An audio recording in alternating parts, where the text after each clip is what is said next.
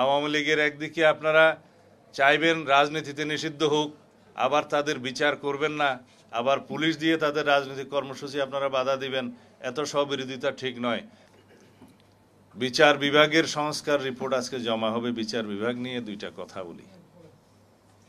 উচ্চ আদালত থেকে অধস্তন আদালত পর্যন্ত সর্বত্র যারা রাতের বেলা কোর্ট বসিয়ে আমাদেরকে গায়েবী মামলায় সাজা প্রদান করা হয়েছে, একজনও কি বাদ গিয়েছে?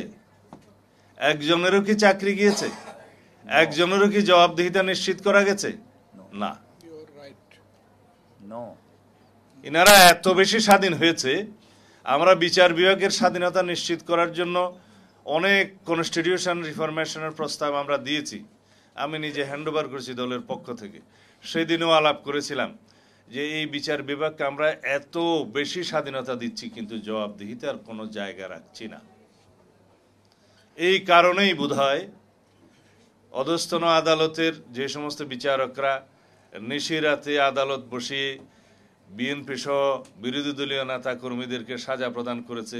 আমাকেও দিয়েছে একটা মামলায়, ওখানে আমি শিলং থাকার পরেও কোন কোন মামলায় যেন সাজাপ্রাপ্ত হয়েছে। যদি বাই চান্স দেশে এসে নির্বাচন করতে চাই, যাতে করতে না পারি, উদ্দেশ্য ছিল তাই। হাসিনার অধীনে নির্বাচন করে কে? তারপরেও বিএনপি সহ বিরোধী দলীয় নেতৃবৃন্দদেরকে সাজা নিশ্চিত করেছে এই নিশিরাতে আদালত বসিয়ে। তারা আজকে কোথায় আমরা জানি কে কোথায় আছে। কারো বিরুদ্ধে কি কোনো রকমের কোনো ব্যবস্থা গ্রহণ করা হয়েছে? হয় নাই।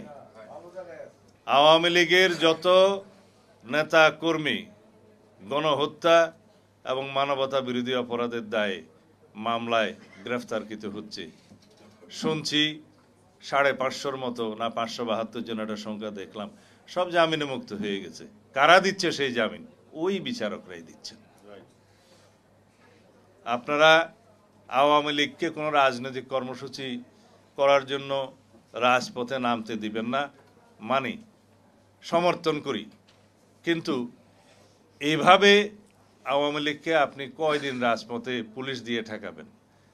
আপনারা বলবেন আওয়ামী লীগকে নির্বাচনে আমরা চাই না, আওয়ামী লীগ এদেশে রাজনীতি করতে পারবে না। কিন্তু কি পদক্ষেপ নিচ্ছেন?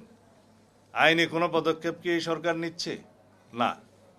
আমরা বলেছিলাম সংবিধানের 47 অনুচ্ছেদ অনুসারে রাজনৈতিক সংগঠন হিসেবে আওয়ামী লীগের বিরুদ্ধে গণহত্যা এবং মানবতা বিরোধী অপরাধের জন্য বিচারের ব্যবস্থা করা হোক এবং সেই নিরিখে সংশ্লিষ্ট আইন, আন্তর্জাতিক অপরাধ আদালতের আইন সংশোধন করার আমরা দাবি জানিয়েছিলাম, এদেশের মানুষ দাবি জানিয়েছিল। এই সরকার অধ্যাদেশ এবং আইন সংশোধনের জন্য পদক্ষেপ নিয়েছিলেন। হঠাৎ করে তারা ক্যাবিনেট মিটিংয়ে সিদ্ধান্ত নিলেন এটা করা যাবে না।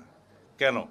আওয়ামী লীগের একদিকে আপনারা চাইবেন রাজনীতিতে নিষিদ্ধ হোক, আবার তাদের বিচার করবেন না, আবার পুলিশ দিয়ে তাদের রাজনৈতিক কর্মসূচি আপনারা বাধা দিবেন। এত স্ববিরোধিতা ঠিক নয়। আমরা পরিষ্কার করে বলতে চাই, বাংলাদেশের মানুষ গণ অভ্যুত্থানের মধ্য দিয়ে, ছাত্র জনতার বৈপ্লবিক গণ অভ্যুত্থানের মধ্য দিয়ে এদেশের মানুষ আওয়ামী লীগকে প্রত্যাখ্যান করেছে। আওয়ামী ফ্যাসিবাদের রাজনীতিকে প্রত্যাখ্যান করেছে, তাদেরকে বিতাড়ন করেছে। সেই আওয়ামী লীগ নামে বাংলাদেশের রাজনীতি করতে পারবে না। এই আওয়াজ আমরা এখন উঠাচ্ছি।